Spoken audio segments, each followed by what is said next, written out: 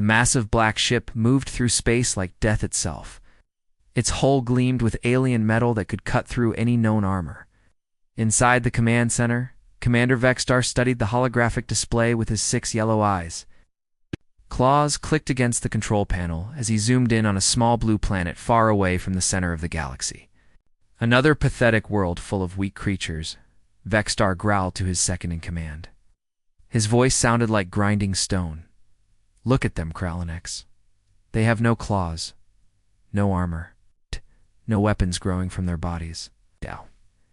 How did such soft things even survive long enough to build cities? Krallinex, another 8-foot-tall Zephyrian warrior, examined the data streams coming from their spy probes. The planet is called Earth, Commander. The creatures call themselves humans. Our scouts report they fight among themselves constantly. They use primitive metal weapons and chemical explosives. Humans. Vexstar tasted the word like something bitter.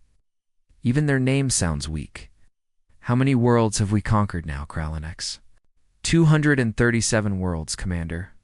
43 different species now serve the Empire as slaves or food. Vexstar's mandibles spread wide in what passed for a smile among his kind.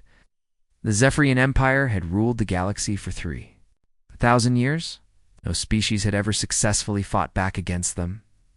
Their natural armor could stop most weapons. Their claws could slice through steel. Their strength could crush bones with a single grip. Every species they encountered followed the same pattern. First came fear when they saw the Zephyrians. Then came desperate attempts to fight. Finally came submission and slavery. It had happened the same way for 3 millennia. Prepare the standard conquest message, Vexstar ordered. Tell these humans they have 1 rotation to surrender completely. After that, we will hunt them all. Meanwhile, billions of miles away, Captain Jake Morrison sat in his chair aboard the exploration vessel New Frontier. The ship was humanity's most advanced spacecraft, though it would look like a toy compared to Zephyrian technology. Jake was a former Marine who had volunteered for the Deep Space program after serving 3 tours in the Middle East. Captain, we're receiving some kind of transmission, announced Dr. Lisa Park from the science station. She was a brilliant woman who had given up a comfortable teaching job to explore the unknown. It's not from Earth. The signal is coming from deep space. Jake leaned forward. Humanity had been searching for signs of alien life for decades. Put it through, Lisa. Let's see what we've got. The main screen flickered to life. The image that appeared made several crew members gasp in shock. Commander Vexstar's alien face filled the screen, his yellow eyes glowing with predatory hunger. Primitive humans of Earth, Vexstar's translated words boomed through the ship's speakers. I am Commander Vexstar of the Zephyrian Empire. Your species has been marked for conquest. You will surrender immediately and prepare for enslavement. Any resistance will result in your complete extinction. The transmission showed images of other conquered worlds. Cities in flames. Alien creatures fleeing in terror from Zephyrian hunters. Massive slave camps where dozens of different species worked under Zephyrian whips. Your warriors will be hunted for sport, Vexstar continued. Your strong will serve as laborers. Your weak will feed our young. This is the natural order of the galaxy. The strong consume the weak. We are the ultimate predators, and you are merely prey. The transmission ended, leaving the bridge of the New Frontier in shocked silence. Lieutenant Ben Carter, the ship's tactical officer, was the first to speak. Captain, what do we do? Right. Jake Morrison had seen plenty of bullies in his military career. This was just a bigger bully with more advanced technology. We warn Earth, he said calmly. Then we figure out how to fight these things. Dr. Park was already working at her station. Jake, I'm analyzing the transmission data. These Zephyrians have technology far beyond anything we possess. Their ships are massive. Their weapons could probably destroy entire cities with single shots. Maybe, Jake replied. But I learned something fighting in Afghanistan and Iraq. Advanced technology doesn't always win wars. Sometimes the guy who wants it more finds a way to win. The warning reached Earth within hours. President Helen Carter called an emergency session with world leaders. The news spread quickly despite attempts to control it. Humanity was not alone in the universe. Their new neighbors wanted to enslave them. General Paul Richardson, chairman of the Joint Chiefs of Staff, studied intelligence reports in his Pentagon office. He was a career soldier who had worked his way up from enlisted ranks.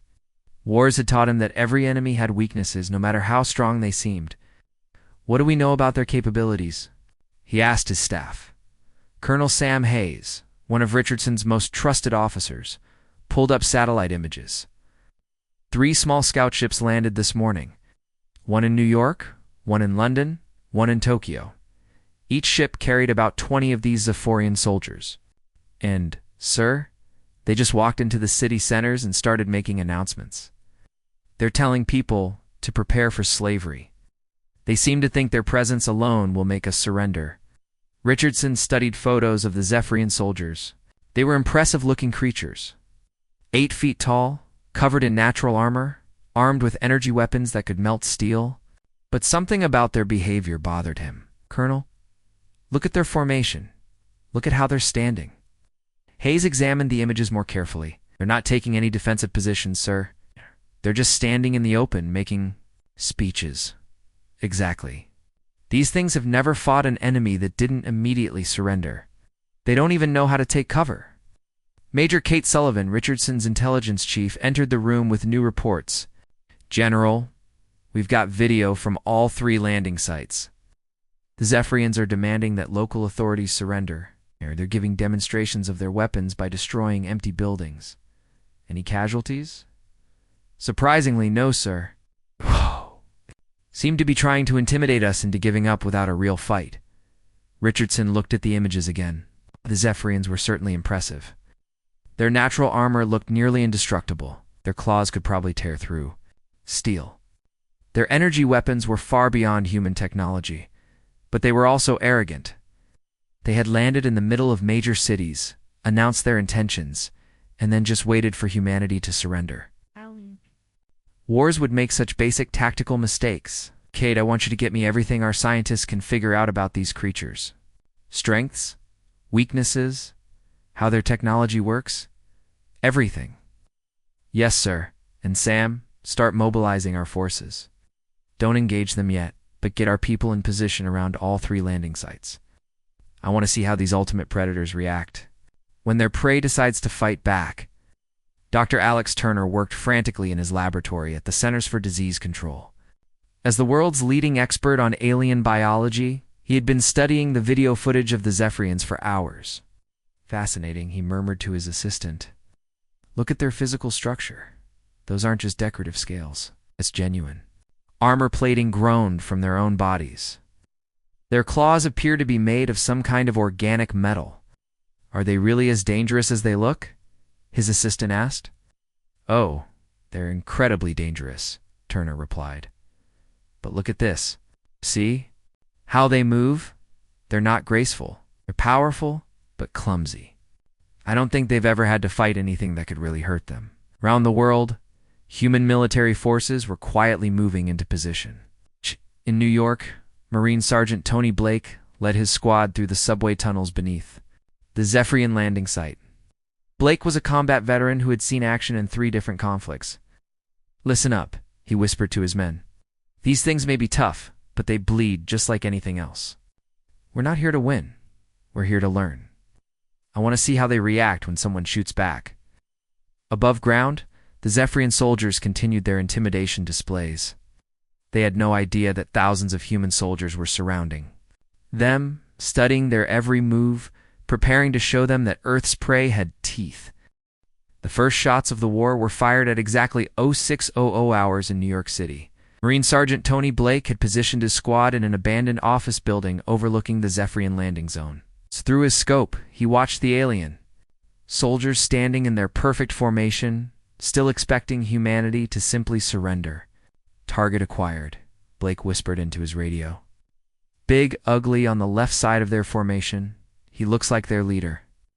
General Richardson's voice crackled through the comm system. "This is Overwatch. All units, weapons free. Let's see what these ultimate predators do when someone fights back." Blake squeezed the trigger. The .50 caliber round struck the Zephyrian leader's center mass. Instead of penetrating, the bullet sparked off the alien's natural armor and ricocheted into a nearby wall, but the impact was enough to knock the 8-foot creature backwards several steps. For a moment, complete silence fell over the landing zone. The Zephyrian soldiers stared at their leader in shock.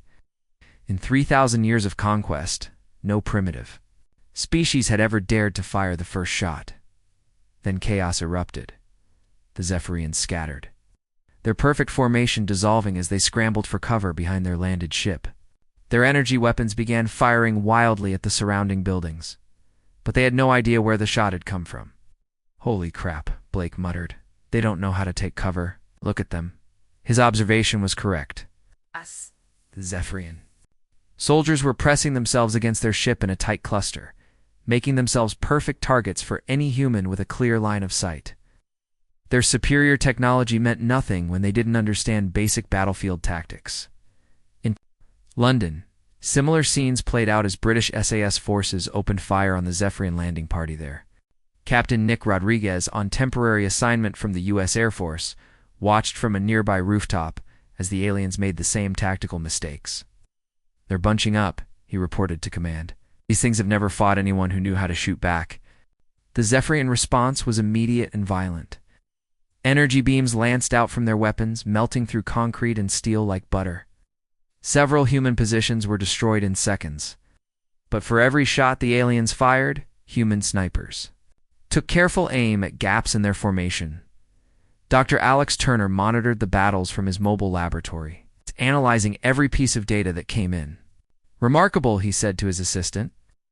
"Look at their reaction times. They're incredibly fast and strong, but they're not thinking tactically. They're just shooting at anything that moves." The real surprise came when one of Blake's shots finally found its mark. A Zephyrian soldier had exposed himself while trying to get a better angle on a marine position. Blake's bullet struck the alien in the neck. Just above his armor plating, purple blood sprayed across the concrete as the Zephyrian fell. The other alien soldiers stopped shooting and stared at their fallen comrade. The silence stretched for nearly 30 seconds, and one of them let out a howl that sounded like a wounded animal. "Did they just realize they can be killed?" Blake asked over the radio. The answer came quickly. The Zephyrians abandoned their defensive positions and charged straight at the human lines. They moved with incredible speed, their claws extended, roaring battle cries in their alien language. "Here they come," Blake warned his squad. "Remember your training. These things are fast, but they're running straight at us." The Marines opened fire with everything they had. Machine guns, rifles, and grenades filled the air with lead and explosives. The Zephyrians were tough, but they weren't invincible. Several more fell as they charged across the open ground, but 3 of them reached the human positions. Blake barely had time to draw his sidearm before a Zephyrian warrior was on top of him. The alien's claws raked across his body armor, leaving deep scratches in the ceramic plates. Blake put his pistol against the creature's throat and pulled the trigger 3 times. Purple blood splattered the walls as the Zephyrian collapsed. Similar battles raged in all 3 cities. The aliens were learning that their prey could hurt them, but they were also showing humans just how dangerous they truly were. In Tokyo, an entire squad of Japanese self-defense forces was wiped out when they tried to engage the Zephyrians in close combat. Commander Vextar received the battle reports aboard his command ship with growing rage. "Impossible," he snarled. "No primitive species has ever killed Zephyrian warriors in ground combat." Commander Kralinex reported nervously. "We've lost 9 soldiers across the 3 landing sites. The humans refuse to surrender. They're actually hunting our forces." 9 warriors? Vextar's voice rose to a roar. "These soft creatures killed 9 of our elite soldiers." "Yes, Commander. And there's more. Humans aren't fighting like any species we've encountered before. They use cover. They coordinate their attacks. They seem to learn from each engagement." Vextar studied the tactical displays showing the Earth battles. The humans had positioned snipers in elevated positions. They used buildings and vehicles for cover. They attacked from multiple directions simultaneously. These were not the tactics of primitive prey animals. "Send reinforcements," he ordered. A full hunting pack. 500 warriors. We'll show these humans what real predators can do. Back on Earth, General Richardson coordinated the global response from his command center. Reports were coming in from all 3 battle sites, and the news was both good and bad. "What's our casualty count?" he asked Colonel Hayes. 17 dead. 43 wounded, Hayes replied. "But we've confirmed kills on 9 of their soldiers. Now, General, you need to see this footage." The main screen showed video from Blake's helmet camera during his close encounter with the Zephyrian warrior.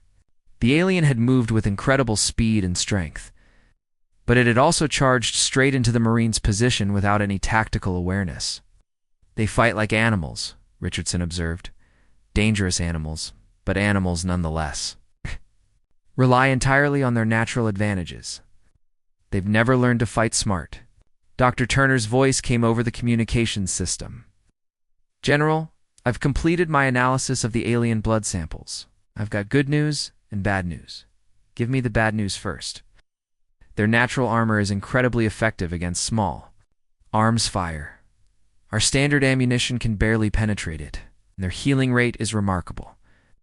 Wounds that would kill a human heal in minutes. And the good news? They have vital organs just like any other creature.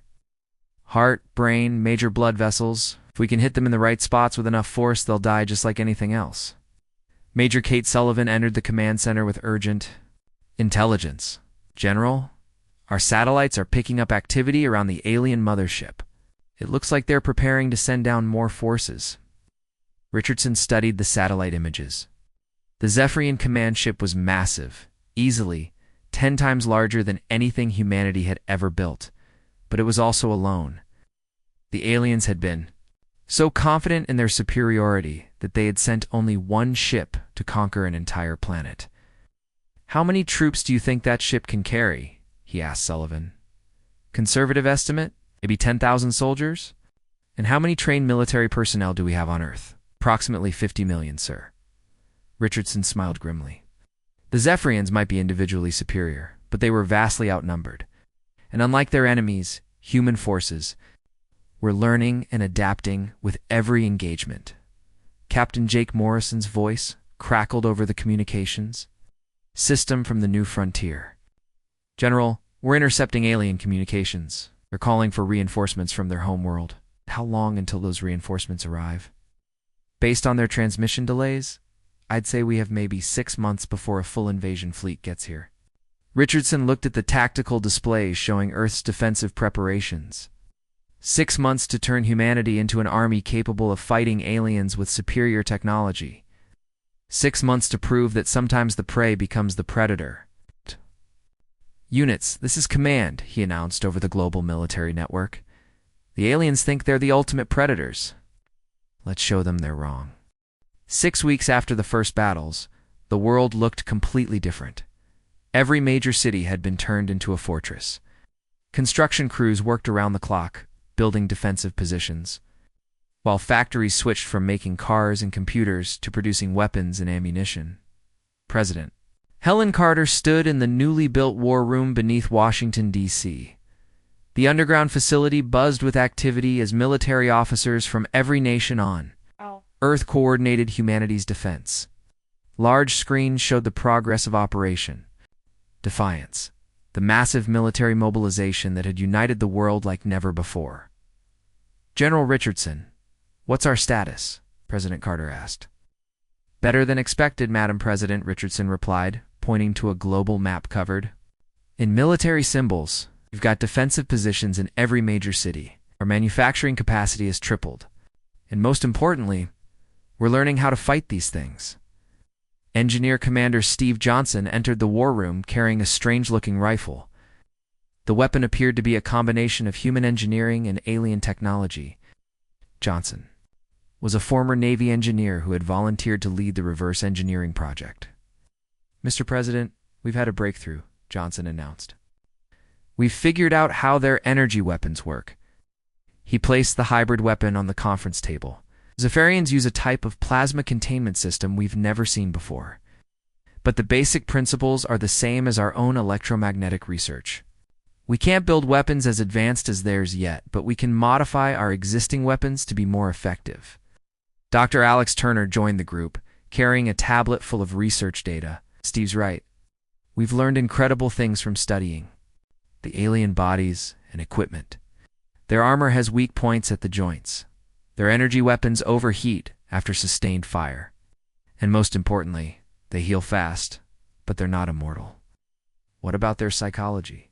President Carter asked. Dr. Karen Ross, a military psychologist, stepped forward with her analysis. That's where we have our biggest advantage, Madam President. The Zephyrians have built their entire society around the concept of natural dominance. They've never had to adapt because nothing has ever seriously challenged them. She pulled up brain scans and behavioral analysis charts. Humans evolved differently. We've faced constant challenges throughout our history.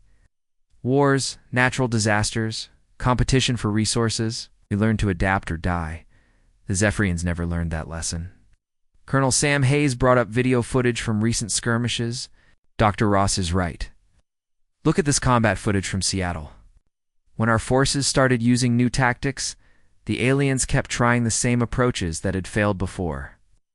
The video showed a group of Zephyrian soldiers attempting to charge across an open area 3 times in a row. Each time, human forces cut them down with crossfire from multiple positions. Each time, the aliens tried the exact same attack. They can't adapt quickly, Hayes continued. They're like animals following instinct instead of thinking soldiers, adjusting their strategy. General Richardson nodded.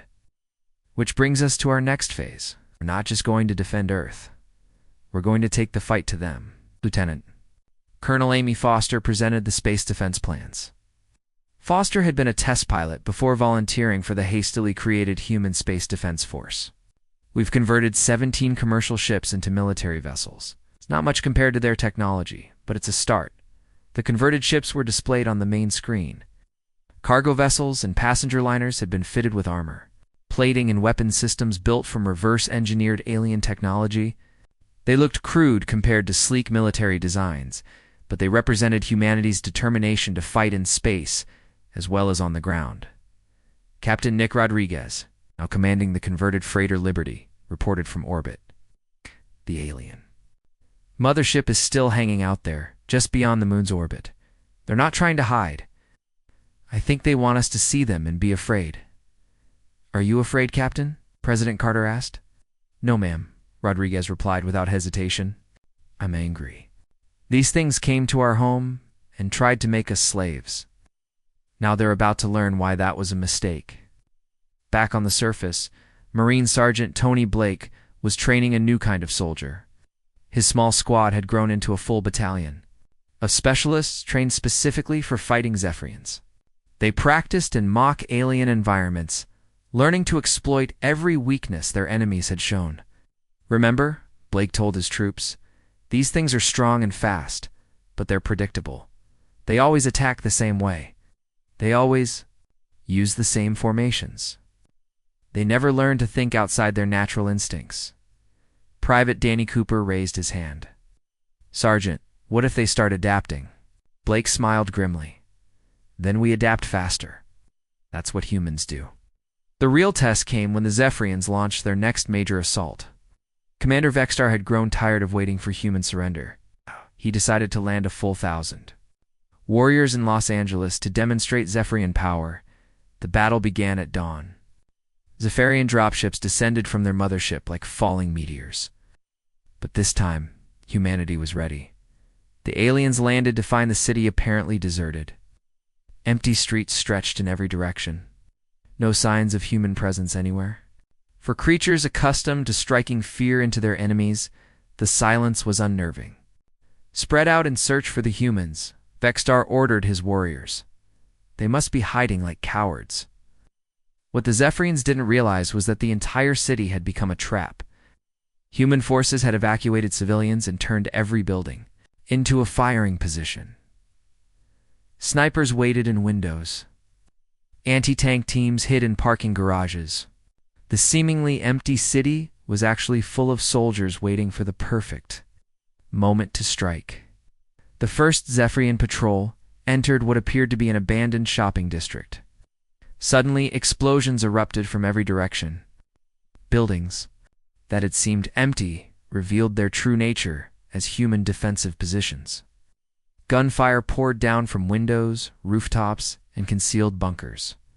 Ambush. A Zephyrian warrior screamed into his communicator before a sniper's bullet silenced him. Forever. But the humans weren't finished. As the aliens tried to regroup, the ground beneath their feet exploded. Combat engineers had spent weeks placing charges in the city's storm drains and subway tunnels. Entire city blocks became kill zones as human forces triggered carefully planned demolitions. Vexstar watched his assault force being systematically destroyed by an enemy he couldn't even see. The humans weren't fighting like any species the Zephyrians had ever encountered. They used the environment itself as a weapon. Commander Kralenex's voice crackled over the radio. 3rd Battalion is gone. 7th Company is requesting immediate extraction. The humans are everywhere. That's impossible, Vexstar snarled. How can primitive creatures defeat our warriors? His answer came when human forces launched their counterattack. Instead of simply defending, they went on the offensive. Teams of soldiers emerged from hidden positions to attack isolated Zephyrian groups. They moved with coordination and tactics that the aliens had never seen before. Dr. Turner monitored the battle from his mobile command post. Remarkable, he said to his staff. The Zephyrians are individually superior, but they have no concept of combined arms tactics. They fight as individual hunters, not as a coordinated military force. The battle raged for 6 hours when it ended. Over 700 Zephyrian warriors lay dead in the streets of Los Angeles. Human casualties were less than 200, but the real victory wasn't just military. For the first time in galactic history, a species had not only resisted Zephyrian conquest, but had actively defeated them in large-scale combat. News of the victory spread across Earth's communication networks and was intercepted by alien monitoring stations throughout the galaxy. Other enslaved species learned that the impossible had happened. The ultimate predators had been beaten by their supposed prey. Commander Vexstar retreated to his mothership. His confidence shattered. He sent an urgent message to the Zephyrian homeworld. Send the full invasion fleet immediately. These humans are not like other species. They're dangerous. General Richardson received reports of alien communication intercepts. The enemy was calling for massive reinforcements. But humanity had learned something important in the Battle of Los Angeles. They could win.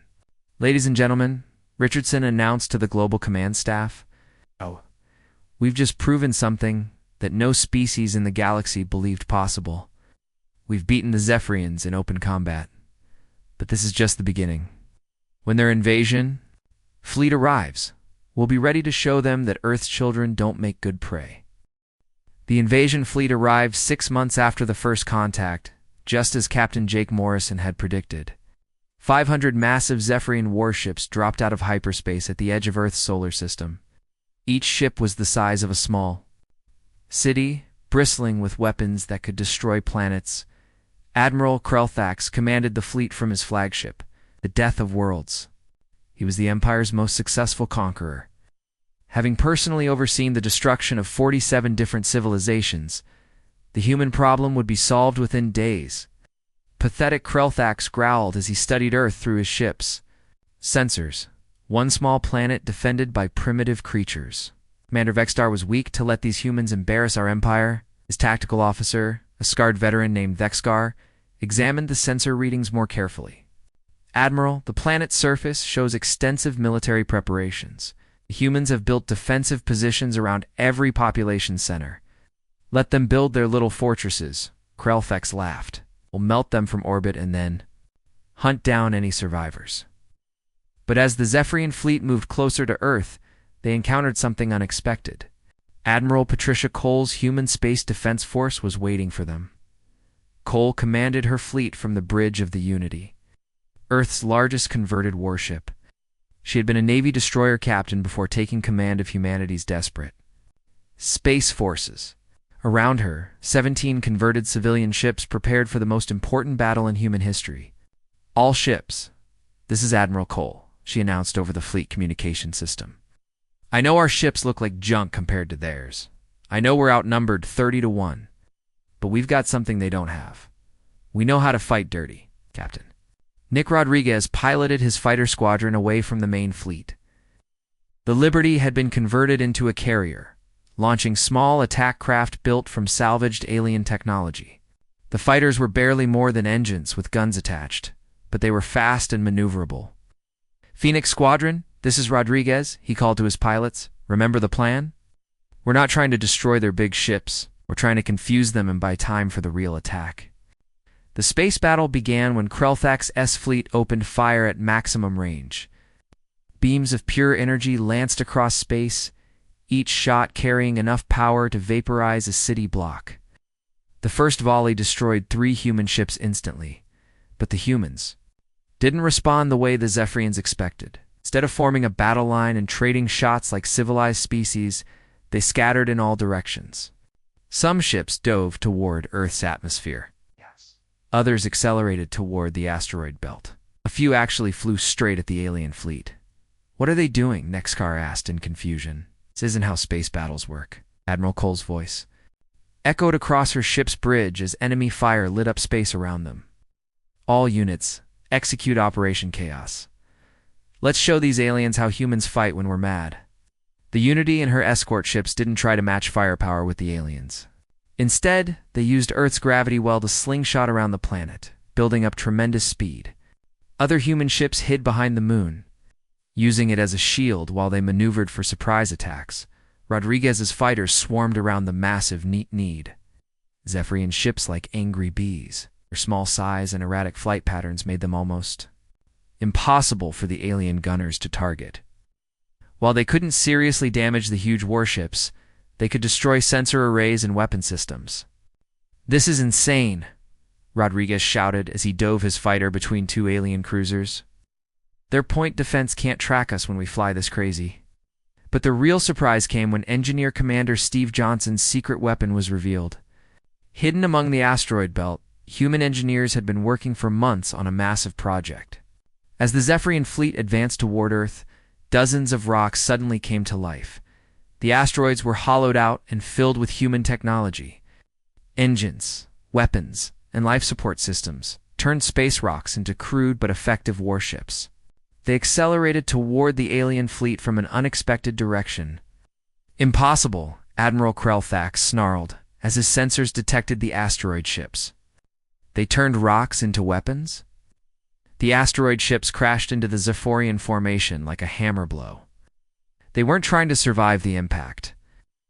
Each one was essentially a guided missile, filled with nuclear warheads and alien plasma technology. When they struck the alien ships, the explosions lit up space like new stars. 12 Zephyrian warships were destroyed in the first wave of asteroid impacts. For creatures accustomed to easy victories, the sudden losses were shocking. Meanwhile, on Earth's surface, General Richardson coordinated the planet's defense. The aliens had managed to land ground forces in dozens of locations. But they found a world transformed since their last visit. Every major city had been turned into a fortress. Underground tunnels connected defensive positions. Citizens had been trained in guerrilla warfare tactics. And most importantly, human soldiers now carried weapons specifically designed to kill Zephyrians. Sergeant Tony Blake led his battalion in the defense of Chicago. The aliens had landed in Grant Park, expecting to terrorize the population into submission. Instead, they found the city's downtown area had been evacuated and turned into a killing ground. "Remember your training?" Blake told his soldiers over the radio. "These things are tough, but they're stupid. They'll charge straight at us, just like they always do." The Zephyrian assault began with their traditional intimidation tactics. Energy weapons melted buildings while the alien warriors roared their battle cries. But the humans weren't impressed anymore. They had seen these tactics before. Human snipers opened fire from concealed positions. The new armor-piercing rounds, designed by Dr. Turner's team, punched through Zephyrian natural armor like it was paper. Purple blood splattered the streets as alien warriors fell, but the real shock came when the Zephyrians tried their usual charge attack. Instead of meeting them head-on, the human defenders simply disappeared. Tunnel systems allowed soldiers to retreat to new positions while automated defenses took over. Computer specialist Janet Cole had hacked into the city's traffic control system, turning every intersection into a trap. Traffic lights, electronic, billboards, and even cell phone towers had been rigged with explosives. As the aliens charged through the streets, the city itself fought back. The most devastating moment came when Dr. Turner's team activated their secret weapon. They had spent months studying Zephyrian communication systems, learning how their technology worked. Now they used that knowledge against them.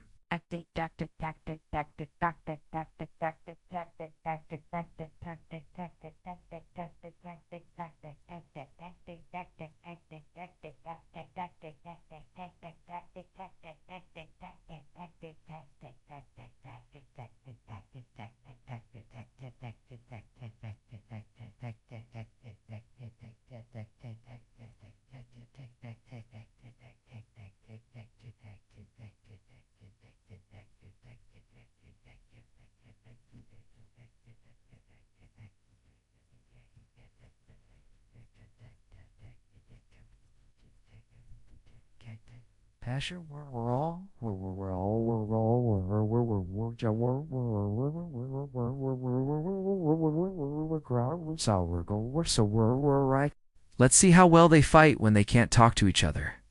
A massive electromagnetic pulse swept across the battlefield. But it was carefully tuned to disrupt alien technology while leaving human equipment functional. Suddenly, Zephyrian warriors found themselves cut off from their commanders. Their energy weapons stopped working.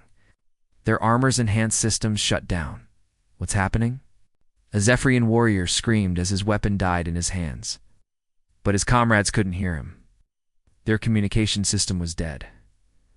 Blake's forces counterattacked immediately. Human soldiers emerged from their tunnels in hidden positions, surrounding confused alien warriors who could no longer coordinate their defense. The hunters had become the hunted. Similar battles raged across Earth's surface. In every engagement, human forces used tactics the Zephyrians had never encountered. They fought from ambush. They used technology against itself. They adapted to every alien strategy within hours. In space, Admiral Cole's fleet continued its chaotic battle against the invasion force. Human ships that should have been destroyed kept fighting with damage that would have crippled any normal vessel. Crews made repairs in real time, adapting their ship's systems to keep fighting. "These humans are insane," Dexcar reported to Admiral Krelthax. "Their ships should have been destroyed hours ago, but they keep modifying them to stay operational." Captain Morrison, now commanding a captured Zephyrian cruiser, demonstrated humanity's greatest advantage. While the aliens followed rigid tactical doctrines, humans improvised constantly. They turned cargo holds into weapon bays, used life support systems to power shields, and modified alien technology in ways its creators never imagined. By the end of the first day, the Zephyrian invasion was in chaos. Their overwhelming technological advantage meant nothing against an enemy that refused to fight by established rules. The ultimate predators were learning that their prey had evolved beyond their understanding. 3 months after the invasion began, the Zephyrian Empire was facing something it had never experienced in 3,000 years of conquest: total defeat. What started as an easy conquest had turned into a nightmare that spread fear throughout. Their entire civilization, Emperor Zargoth, sat on his throne aboard the Imperial Palace ship, reading reports that should have been impossible. His greatest admiral was requesting immediate evacuation. His most elite warriors were being systematically hunted down by primitive humans. Entire fleets were disappearing without a trace. "Explain to me again how this happened," the Emperor demanded of his terrified advisors. "How did soft-skinned creatures with primitive technology defeat our greatest invasion force?" Chancellor Vexmoth, trembling before his ruler's rage, tried to make sense of the reports. "Your Majesty, the humans don't fight like any species we've ever encountered. They adapt faster than we can respond. They use tactics that make no sense. According to military doctrine, show me." The throne room's main display lit up with battle. Footage from Earth. The Emperor watched in growing horror as human forces did the impossible. They converted space debris into weapons. They used their own cities as traps. They hacked Zephyrian technology and turned it against its creators. But the most shocking footage showed something that challenged everything the Zephyrians believed about natural order. Human soldiers were hunting Zephyrian warriors through the ruins of cities, tracking them like prey animals. Sergeant Tony Blake appeared on screen, leading his battalion through the wreckage of downtown Detroit. His soldiers moved with the confidence of apex predators stalking wounded game. Behind them, they dragged the bodies of Zephyrian warriors they had killed.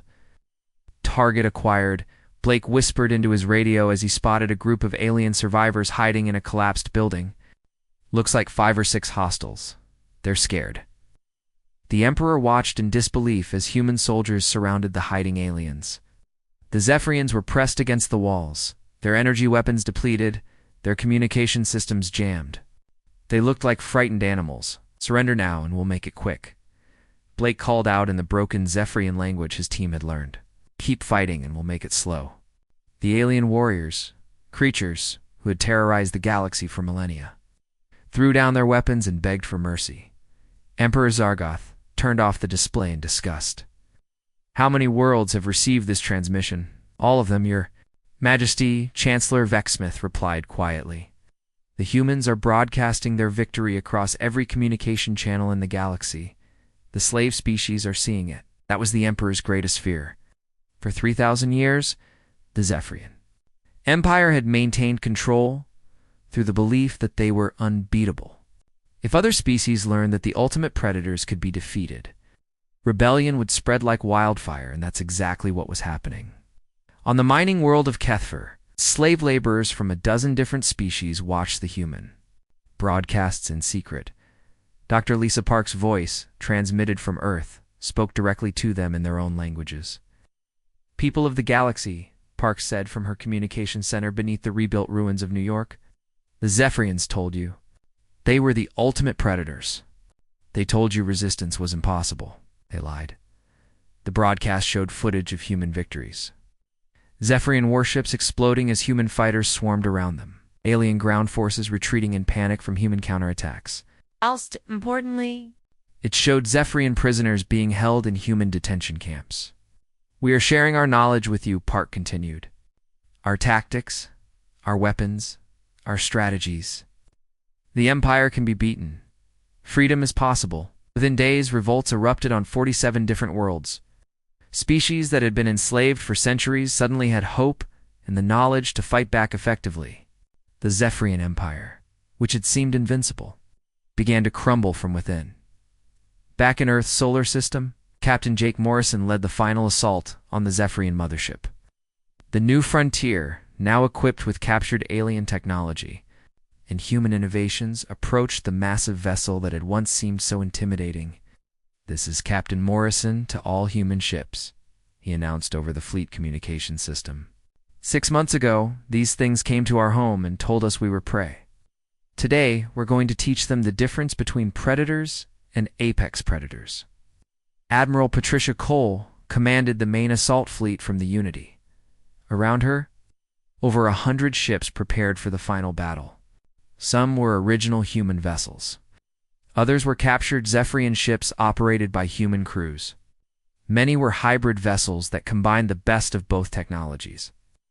All ships advance on the target, Cole ordered. Remember, we're not just fighting for Earth anymore. We're fighting for every enslaved species in the galaxy.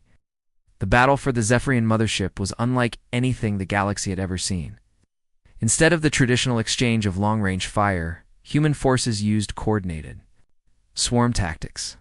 Fighters, bombers, assault ships attacked from every direction simultaneously. Captain Nick Rodriguez led the fighter assault directly into the enemy ship's hangar bays. Phoenix Squadron, we're taking this fight inside their ship. Let's show them what close-quarters combat really means. The Zephyrians had designed their ships for intimidation and long-range warfare. They had never expected enemy forces to board their vessels and fight room by room through the corridors. Human Marines, trained in urban warfare and boarding actions, excelled in the tight confines of alien ships. Commander Vexstar made his final stand in the mothership's command center.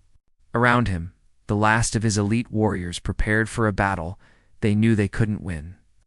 The humans had systematically cleared the rest of the ship, using tactics that turned every corridor into a killing ground. How did this happen? Vexstar asked his second-in-command as human forces breached the final bulkhead. We are the ultimate predators. We've conquered hundreds of worlds. Blake's voice echoed through the command center as his marines swept in. That's where you made your mistake. You thought being a predator was about being bigger and stronger. You never learned that the best predators are the ones that adapt. The final battle was over in minutes. The Zephyrians, for all their natural advantages, couldn't match human tactical flexibility and determination. Vexstar died, still not understanding how his prey had become his hunters. With the fall of the mothership, organized Zephyrian resistance in Earth's system collapsed. But humanity wasn't satisfied with just defending their home. They had become something the galaxy had never seen. Liberators with the power to back up their ideals, General Richardson announced humanity's new mission from his global command center. Ladies and gentlemen, we've proven that the Zephyrian Empire can be defeated. Now we're going to help every enslaved species in the galaxy prove it for themselves. The human coalition was formed with representatives from 40 different species. Earth became the center of a new galactic government, based on cooperation rather than domination. Human military advisors spread throughout rebel-held systems, teaching other species the tactics that had defeated their oppressors. Emperor Zargoth's final transmission to his scattered forces was a formal surrender. The Zephyrian Empire, which had ruled the galaxy for 3 millennia, officially ceased to exist. But the real victory wasn't military. It was the transformation of galactic civilization itself. The first time in recorded history, the galaxy was ruled not by the strongest or most ruthless, but by those who believed in freedom and cooperation. Captain Morrison, now commanding the first human deep space fleet, addressed the galaxy from his flagship. The age of predators and prey is over. We're all equals now. And if any species tries to enslave others, they'll learn what happened to the last group that made that mistake. Dr. Turner's final report to the Galactic Council summarized humanity's impact. Zephyrians believed that natural advantages made them superior. They never understood that true strength comes from the ability to grow, learn, and adapt. Humanity didn't become the apex predators through physical evolution. We became apex predators through mental evolution. The galaxy had learned a new truth. The most dangerous predator wasn't the one with the biggest claws or the strongest armor. It was the one that never stopped learning, never stopped adapting, never accepted defeat. Humanity had taken its place not as conquerors, but as protectors of freedom itself.